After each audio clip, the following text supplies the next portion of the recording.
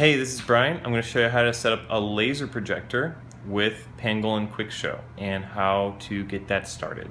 Alright, so we've got our laptop, same laptop from Martin Light Jockey, but with Quick Show right above it.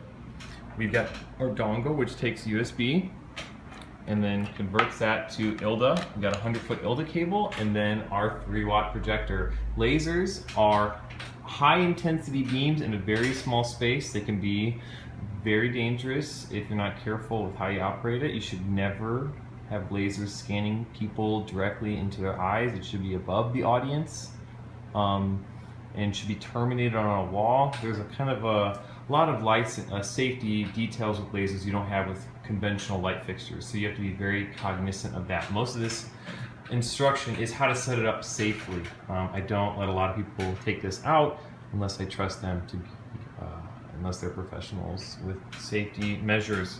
Okay, so first thing we're going to do is we're going to plug in our USB. Before the laser projector will be turned on last. Do not turn that on because it will kick on and kind of start just projecting lasers everywhere. So we want to save that for last. We're going to plug in our USB. I plug it in the one closest to the closest USB. Then we're going to double click Start Quick Show. You should have a green light or a different light kind of show up to show that the program is starting.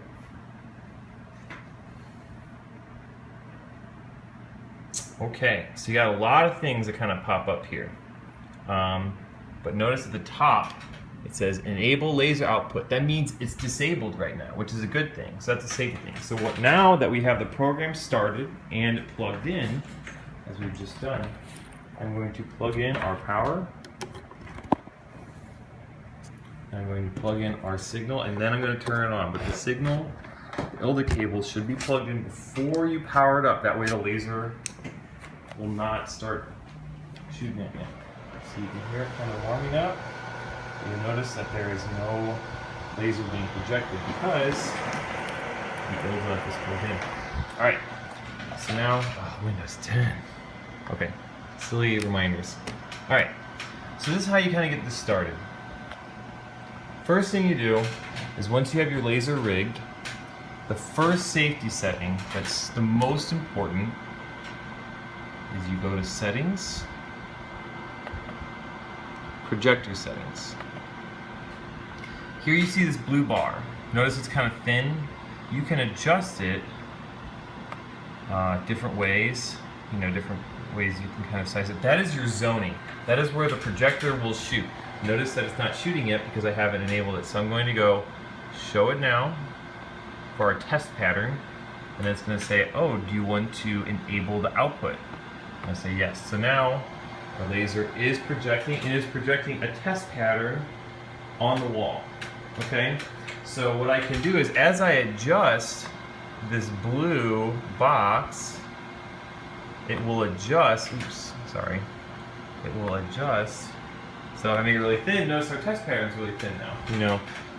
What you need to do is when the room is empty, zone your laser so it's not going to hit anybody in the eyes.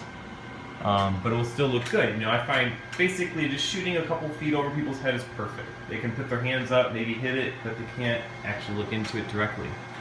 So now your laser is safely zoned.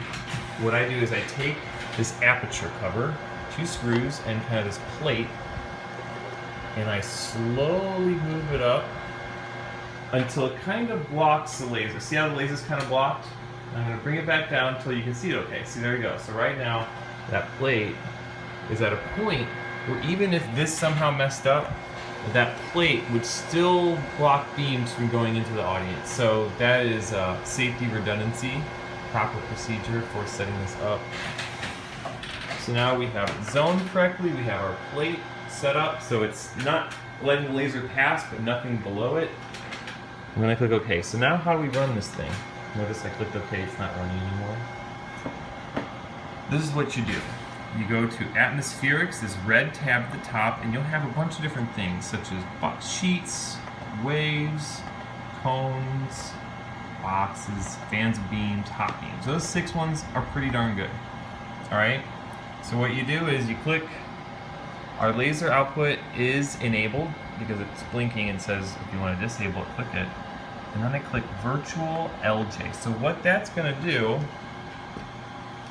is basically scroll through things on their own. You'll notice that now we're on this next one, we're on W, and after a few moments it's going to go to E. So it's changing on its own. You can right click on Virtual LJ and make it every 32 beats, make it every 16, or you can also hit the tempo tapper. Alright, boots and cats. Anyway, now this is gonna, if you have Virtual LJ on hot beams, it's gonna go through all the different hot beams. But let's say I want to go to the boxes. These look cool.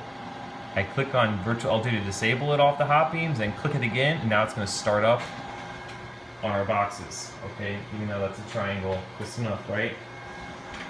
All right, makes sense. There's more features to this, but now you're going. If you hit Virtual LJ and if you have all your safety stuff, and then you hit Virtual LJ and click on things like sheets, waves, cones, you're in a really good spot. Cones is great. It's all these circular patterns. Waves are all these lines and wavy things. Okay, so they just have kind of different styles to each ones. And about every hour or so, I'll go from waves to cones to boxes, you know, just kind of change up the show a little bit. All right.